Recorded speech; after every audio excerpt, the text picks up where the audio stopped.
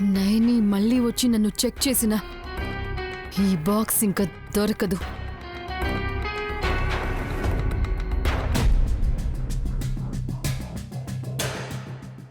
బాబుగారు, డాక్టర్ గారు నమ్మకంగా ఏమీ చెప్పట్లేదు. అయ్యగారిని వేరే ఆసుపత్రికి తీసుకెళ్దామా? నైని, నాన్న క్రిటికల్ కండిషన్లో ఉన్నారు కదా, ఈ టైంలో షిఫ్ట్ చేయలేరు. ఇక్కడ డాక్టర్స్ కూడా సేవ్ చేయాలని కదా చూస్తారు. కానీ వాళ్ళు మనకు భరోసా ఇవ్వట్లేదు కదా బాబుగారు. అయ్యగారిని అయితే ఎలా అయినా కాపాడుకోవాలి. నేను ఒకసారి అయ్యగారి దగ్గరికి వెళ్తాను. ఏం కాదని ధైర్యంగా ఉండమని చెప్తాను. నైని, నైని,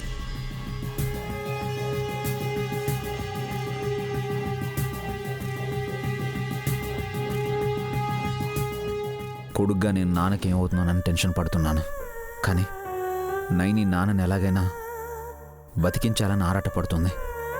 ఇంటి కోడలవ్వగానే ఎంత బంధం పెనవేసుకుపోయావో నైని. మన మంచి కోరే వాళ్ళ మధ్య ఉంటే మనం కూడా బాగుంటామని నిన్ను చూస్తుంటే అర్థమవుతుంది.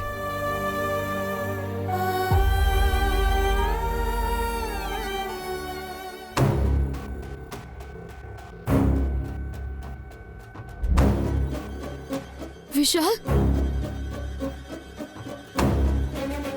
విశాల్, అంకుల్కి ఎలా ఉంది? డాక్టర్స్ ఏం చెప్పట్లేదు. ఇలాంటి సిచ్యువేషన్లో మీకు ధైర్యం చెప్పడం తప్పించి ఏమీ చేయలేను. సారీ విశాల్, మీరు టెన్షన్ పడకండి ప్లీజ్.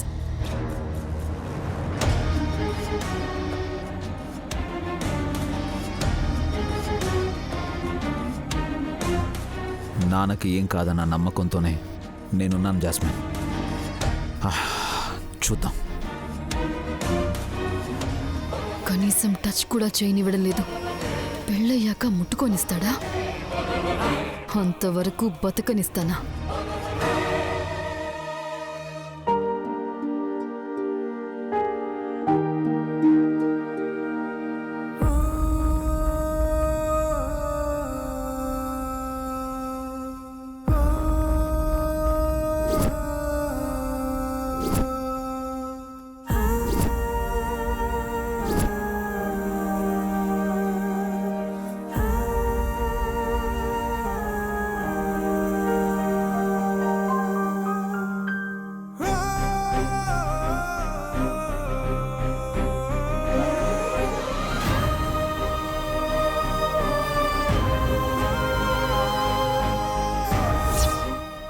ప్రాణం పోయే పరిస్థితులు అలుముకుంటున్నాయి నైని.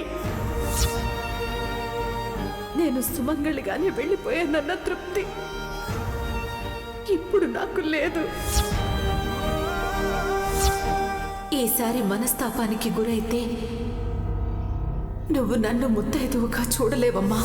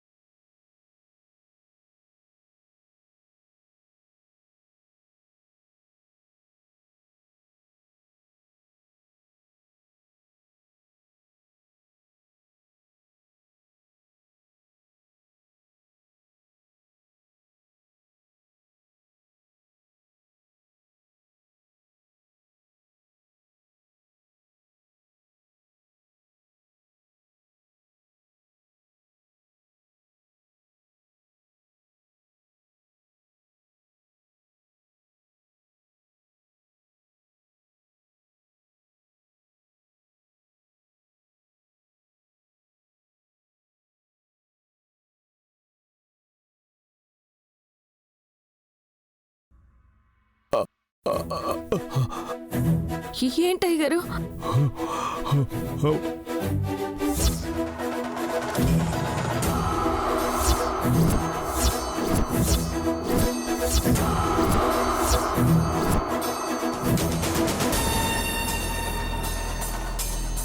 హై గారు, హై గారు, ఏంటయ్య గారు?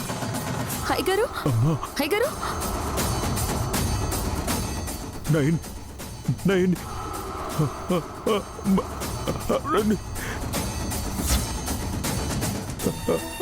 ఏంటయ్య గారు?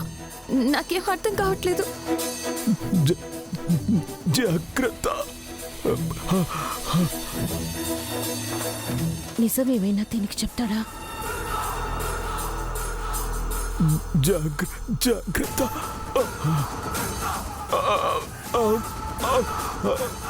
చెప్పండి అయ్య గారు, నాకేం అర్థం కావట్లేదు.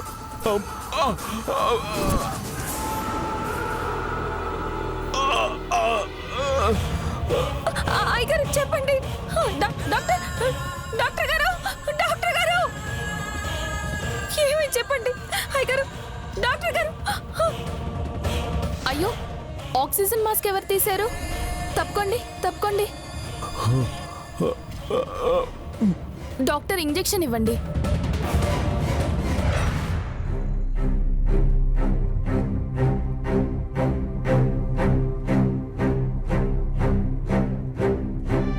మేడం, మీరు బయటికి వెళ్ళండి. పేషెంట్ ఎమోషనల్ అవుతున్నారు. It's not good for him. Please.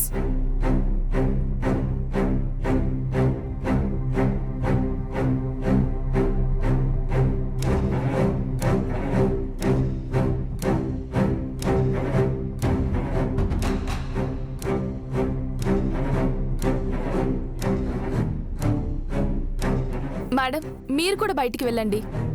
Hi గారు, జాగ్రత్త. మేము చూసుకుంటాం, మీరు బయటికి వెళ్ళండి.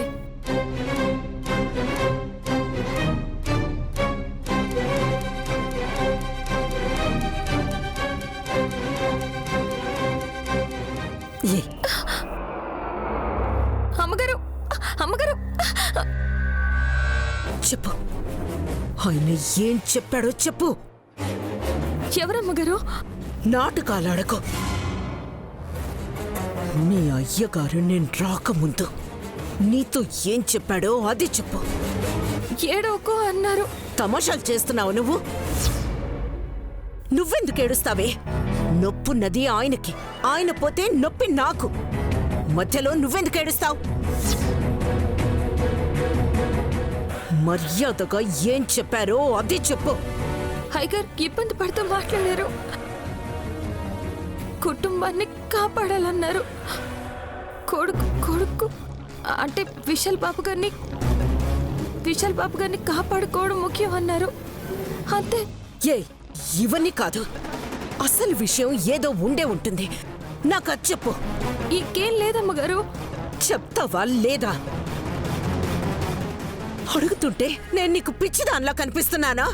ఏం చెప్పలేదమ్మగారు. అంతే చెప్పారు. చెప్పు. అమ్మా,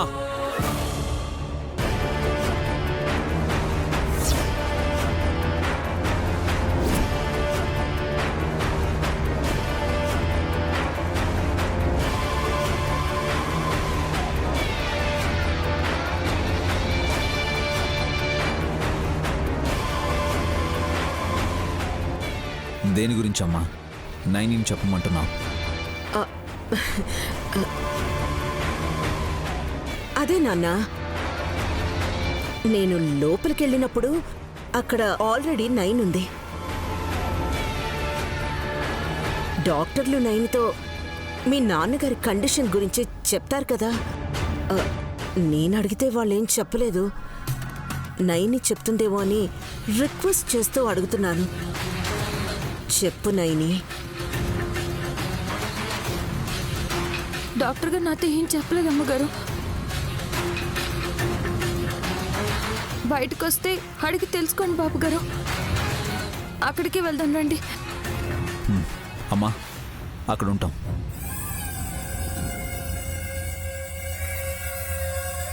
షిట్.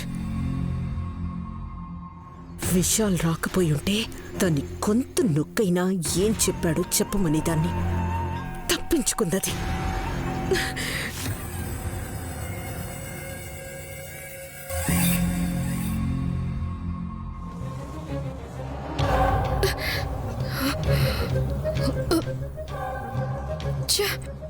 పాయిజన్ స్మెల్ అయినా భరించొచ్చు కానీ ఈ హాస్పిటల్లో వాడే స్పిరిట్ స్మెల్ని నేను తట్టుకోలేను.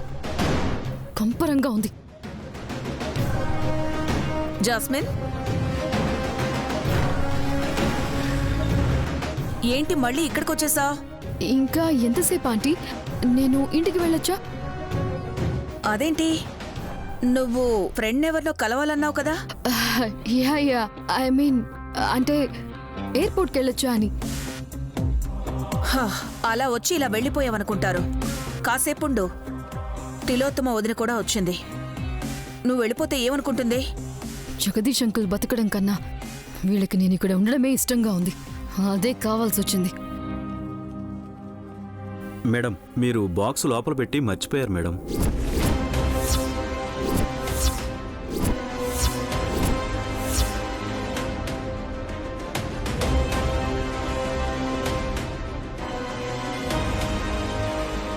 తీసుకోండి మేడం. నో ఇది నాది కాదు. నా బాక్స్ నా దగ్గరే ఉంది. ఈ బాక్స్ నీది? పౌడర్ డబ్బా, చాలా కాస్ట్లీ ప్రోడక్ట్. మీదే మేడం. కాదంటున్నానా? వెళ్ళు. లేదు మేడం, మీరు అక్కడ పెట్టారు, అప్పుడు నేను చూశాను. తీసుకోండి.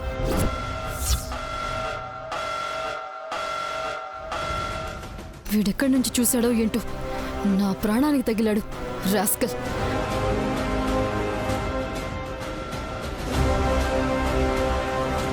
హే, నాది కాదు అన్న తర్వాత మీదే అని సేల్స్ మెన్ లా ఫోర్స్ చేస్తావేంటి? పోతలకి.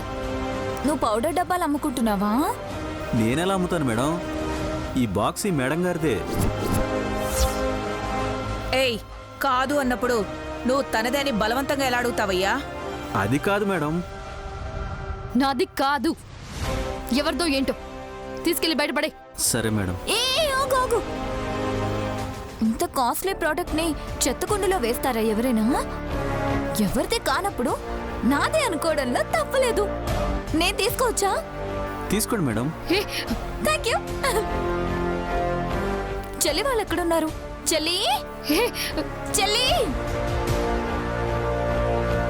ఛ, ఈ తింగర్ది ఆ బాక్స్ తీసుకెళ్లి నైనికి ఇస్తుందా ఏంటి?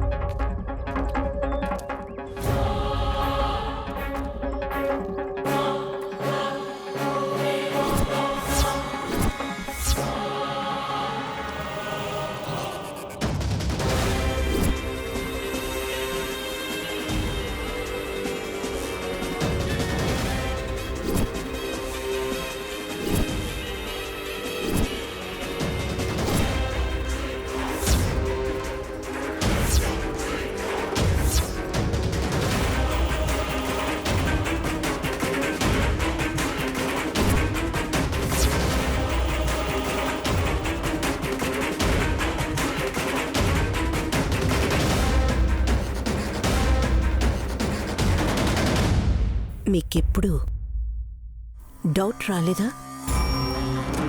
మీకేదైనా జరిగితే నా కళ్ళల్లో ఒక్క కన్నీటి చుక్క కూడా రాలేదేంటా అని?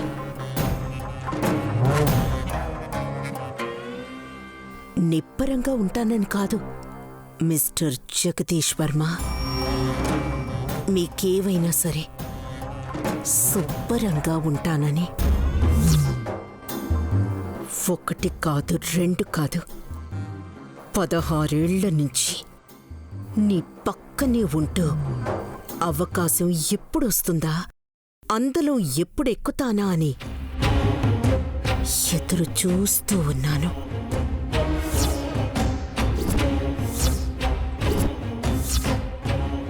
నీ కొడుకుని అమెరికాలో చదివిస్తే నా కొడుకుల్ని అమీర్పేట్ స్కూల్స్లో చదివించావు. నీ కొడుకుని బిజినెస్ మ్యాన్ని చేస్తే నా పిల్లల్ని అటెండర్గా కూడా పనికిరారని పక్కన పడేశావు. అయినా సరే భరించాను. ఎందుకంటే నీ భార్య గాయత్రీదేవిలా దారుణంగా చావు రాకూడదని.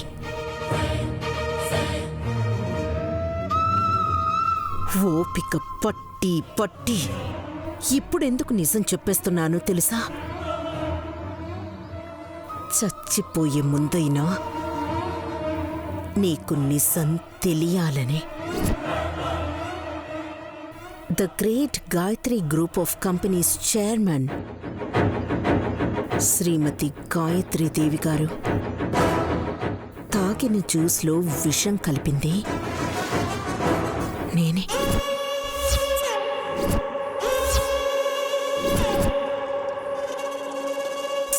పాపం నిజం కక్కలేక నెత్తురు కక్కుకొని చచ్చిపోయింది.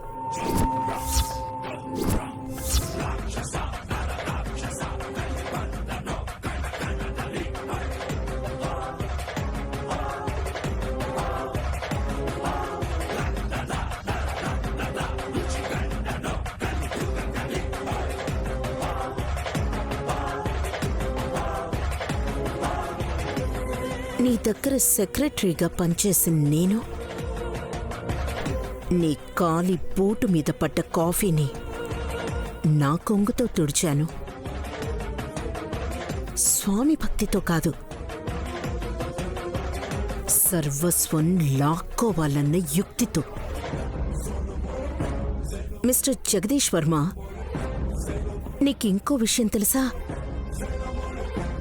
నీ భార్య దగ్గర, అదే నీ శ్రీమతి గాయత్రీదేవి దగ్గర హెల్పర్గా ఉన్న గంగాధర్రావు ఎవరనుకున్నావు? నా మొగుడే.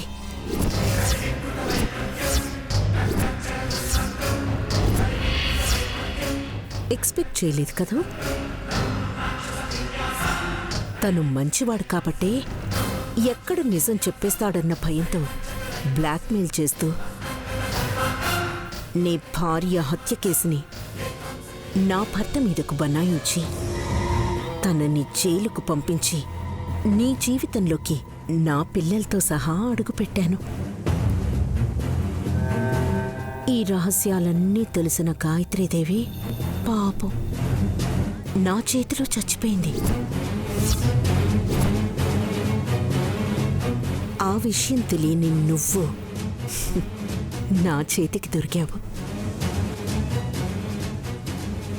జాలి గుండెకు ఇలాంటి గుండెపోట్లే వస్తాయని ఎప్పుడూ ఊహించుండవు కదూ? నువ్వు నమ్మిన ఆ విశాలాక్షమ్మ తల్లి కూడా నిన్ను బతికించినప్పుడు ఈ ఆక్సిజన్ ఎలా బ్రతికిస్తుంది అని తీసేశాను.